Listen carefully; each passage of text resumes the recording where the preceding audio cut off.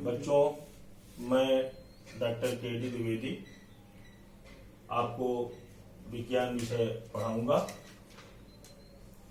विज्ञान विषय जो है ये 3 भागों में विभाजित है, जिसमें से एक भाग जीव विज्ञान का है, जो कि आपकी कक्षा में अध्याय 6 से शुरू होता है। और पहला चैप्टर जो जीव विज्ञान का मिलता है उसका नाम है जैव प्रक्रम। जैव प्रक्रम का मतलब यह है कि जीवों के शरीर में होने वाली वह समस्त क्रियाएं जो उस जीव को जीवित रखने या जीवित होने का प्रमाण प्रदर्शित करती हैं, उन्हीं को जैव प्रक्रम कहा जाता है। जीव जो होता है वह बहुत सारी ऐसी क्रियाएं करता है जो कि हमें दिखाई नहीं पड़ता है। जिसे हम खाना खाते हैं वो अपने आप पचता है, हम सांस लेते हैं वह अपने आप चलता है। तो ऐसे तमाम ऐसी क्रियाएं हैं जीवों के शरीर में होने वाली, उन सभी क्रियाओं को बारी बारी से अध्ययन इस चैप्टर में करना है। इसमें सबसे पहले अगर हम पोषण की बात करें, जो सबसे पहला चरण आता है, पहली जैविक प्रक्रिया पोषण। पोषण में हम देखते हैं कि जीव को अपने शरीर को वृद्धि कराने के लिए, विकास कराने के लिए, अपने जैविक क्रियाओं के संचालन के लिए, शरीर के अंदर टूटे फूटे ऊतकों के मरम्मत के लिए बहुत सारे पोषक तत्वों की आवश्यकता होती है। और वह पोषक तत्व कार्बोहाइड्रेट, प्रोटीन और वसा के रूप में होते हैं, जो कि इन पोषक तत्वों द्वारा प्राप्त किए जाते हैं। पोषक तत्वों को प्राप्त करने की जो विधियां हैं, उसके आधार पर हम इसको 2 भागों में पोषण को बांट सकते हैं। एक तो स्वपोषी जीव,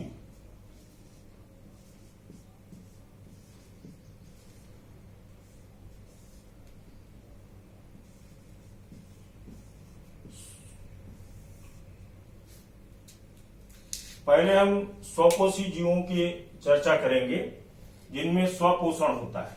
स्वपोषी जीव ये अपना स्वपोषण करते हैं।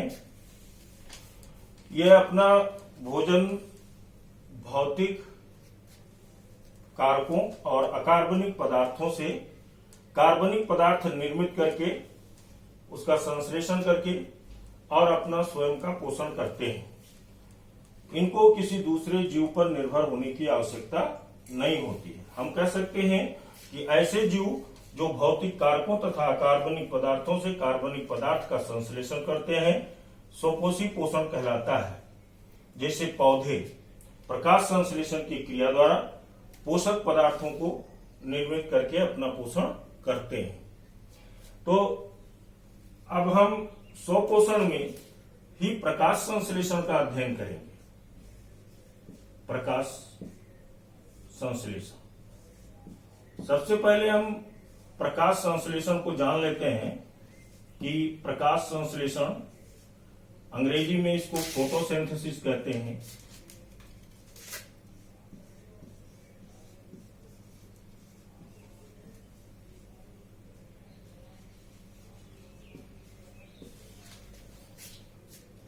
प्रकाश संश्लेषण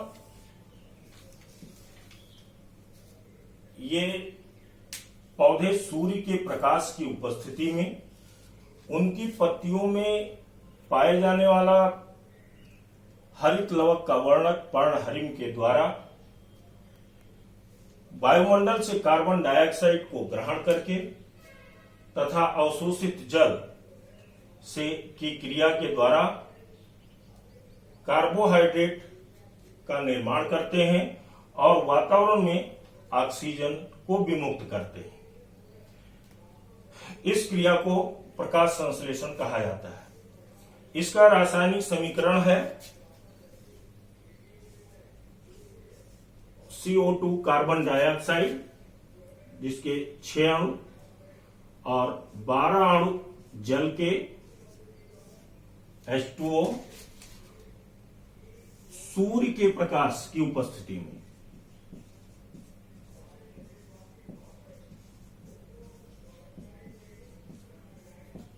और क्लोरोफिल का होना आवश्यक है पत्तियों में।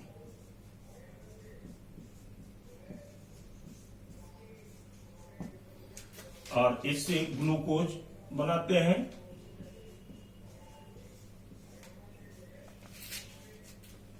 और ऑक्सीजन निकलती है और 6 अणु जल। ये प्रकाश संश्लेषण की रासायनिक क्रिया है। प्रकाश संश्लेषण की क्रिया में हम 3 पद ले सकते हैं। पहला, क्लोरोफिल द्वारा प्रकाश ऊर्जा को अवशोषित करना। दूसरा है प्रकाश ऊर्जा को रासायनिक ऊर्जा में रूपांतरित करना तथा जल अणुओं का हाइड्रोजन तथा ऑक्सीजन में अपघटन करना। और कार्बन डाइऑक्साइड का कार्बोहाइड्रेट में अपचयन करना। तो ये 3 चरण में प्रकाश संश्लेषण की क्रिया पूरी होती है। यहां पर प्रकाश संश्लेषण के लिए जो आवश्यक पदार्थ हैं वह पता हो गया होगा, फिर भी हम एक बार लिख देते हैं। प्रकाश संश्लेषण के लिए आवश्यक पदार्थ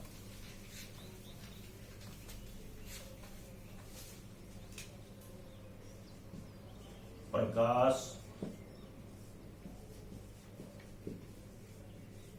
संश्लेषण के लिए आवश्यक पदार्थ। सबसे पहले सूर्य के प्रकाश का होना आवश्यक है।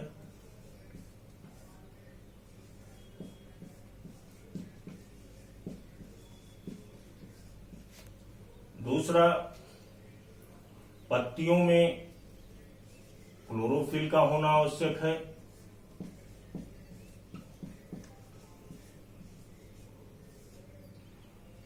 वायुमंडल से कार्बन डाइऑक्साइड का होना मिलना आवश्यक है।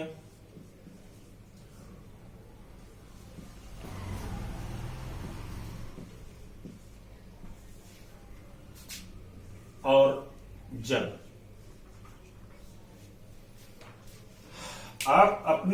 आप चेक कर सकते हैं कि अगर इनमें से कोई भी एक पदार्थ अगर नहीं होगा तो प्रकाश संश्लेषण की क्रिया संभव नहीं है। जैसे सूर्य का प्रकाश आप अपने घर में चेक कर सकते हैं। गमले में लगे हुए पौधे को अंधेरे कमरे में 4-6 दिन के लिए रख दीजिए, उसकी पत्तियां पीली पड़ने लगेंगी। इससे स्पष्ट होता है कि सूर्य का प्रकाश संश्लेषण के लिए आवश्यक है।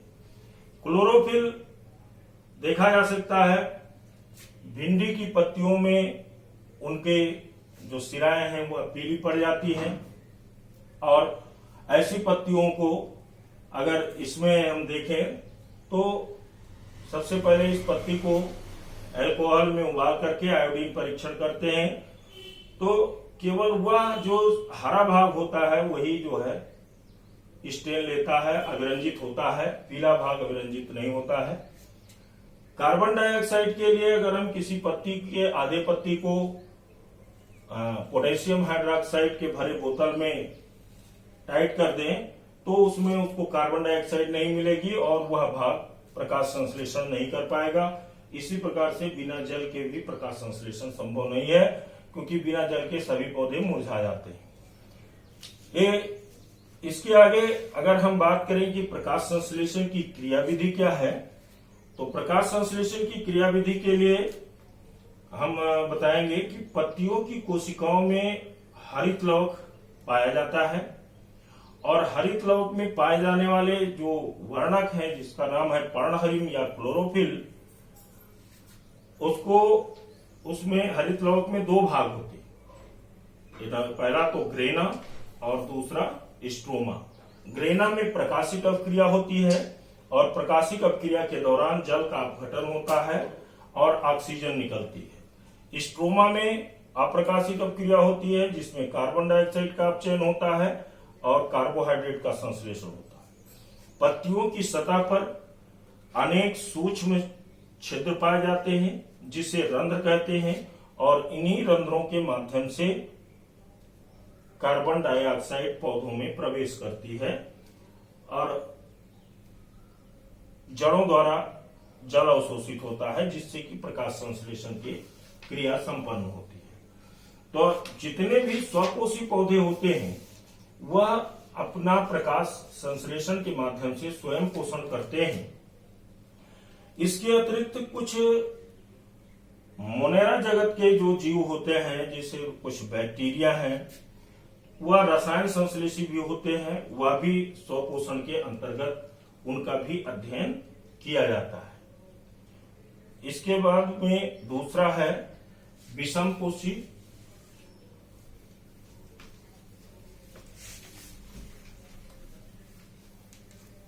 या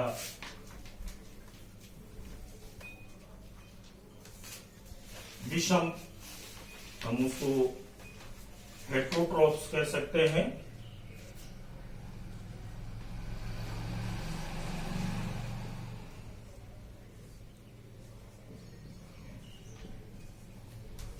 या अंग्रेजी में इसको हेट्रोट्रोफ्स कहा जाता है। इसके अंतर्गत वह जीव आते हैं जो अपना पोषण किसी दूसरे जीव से प्राप्त करते हैं, अपना भोजन। और इसमें हम कह सकते हैं कि 3 प्रकार के जीव हो सकते हैं। शाकाहारी, जो केवल वनस्पतियों पर यानी पौधों पर अपने भोजन के लिए आश्रित होते हैं, उनको शाकाहारी कहते हैं। मांसाहारी,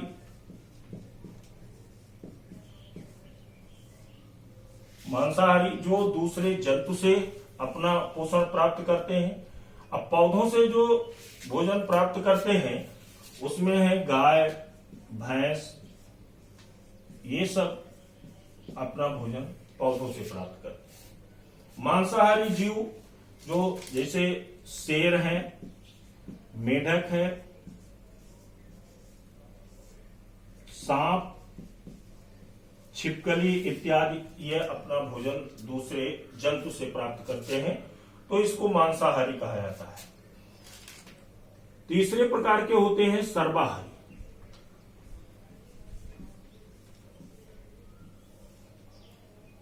जिसमें मनुष्य,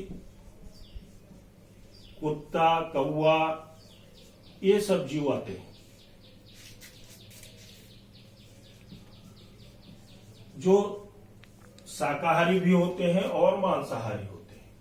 इस तरह से विषम पोषण में 3 प्रकार के हर्बीवोर्स, कार्निवोर्स और ओमनिवोर्स, 3 प्रकार के जीव होते हैं। और इनमें पोषण के लिए कई चरणों में इनमें पोषण होता है। उन चरणों की भी हम बात करेंगे। विषम पोषण के जो जंतुओं में पोषण के चरण हैं,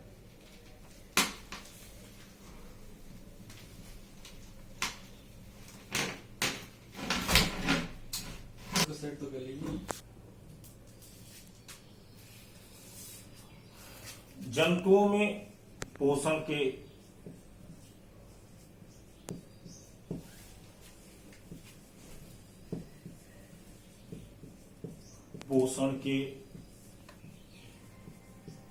चरण।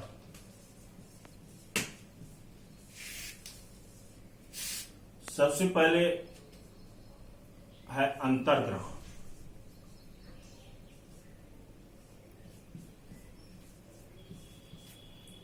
या हम इसको कह सकते हैं इंजेक्शन।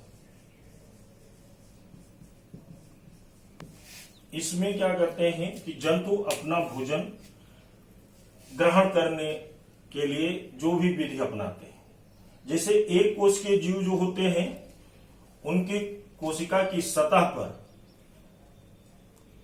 अपने आप वह जल में ज्यादातर जीव होते हैं कोश के, और कोशिका सतह के द्वारा उनमें अवशोषित कर लिए जाते हैं।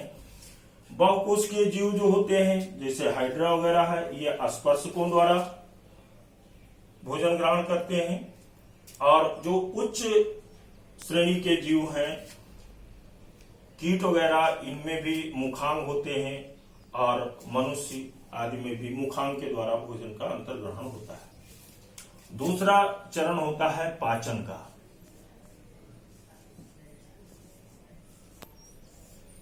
या डाइजेशन।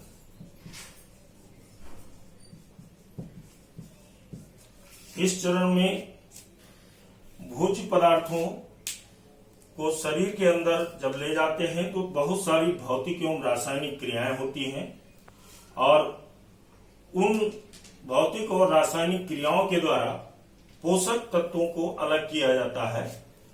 एक कोशिकीय जीव में तो कोशिका द्रव्य में उपस्थित एंजाइम खाद्य रिक्तिका में प्रवेश करके भोजन के विलेय अणुओं में तोड़ देते हैं, लेकिन उच्च श्रेणी के जो जंतु होते हैं उनमें पाचन की क्रिया कई चरणों में होती है और वो जैसे जैसे मुंह से शुरू होती है और आंख तक चलती रहती है।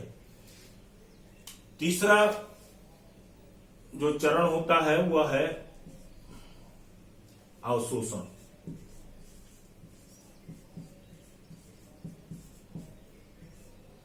या एब्जॉर्प्शन।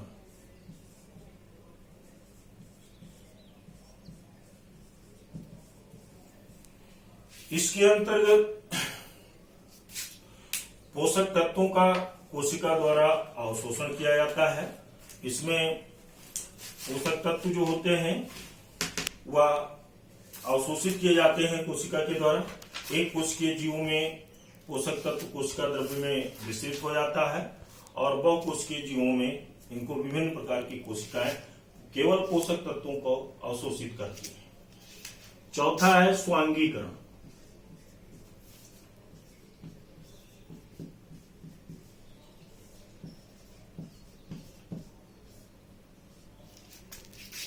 एसिमिलेशन।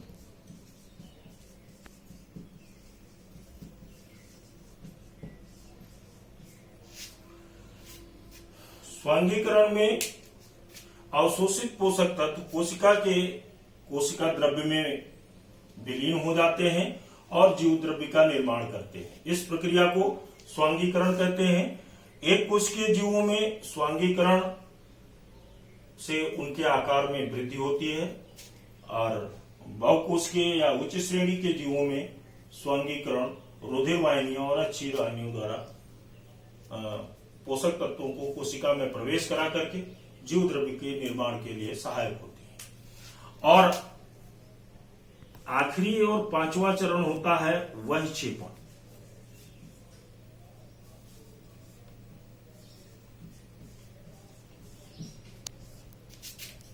या इजेशन।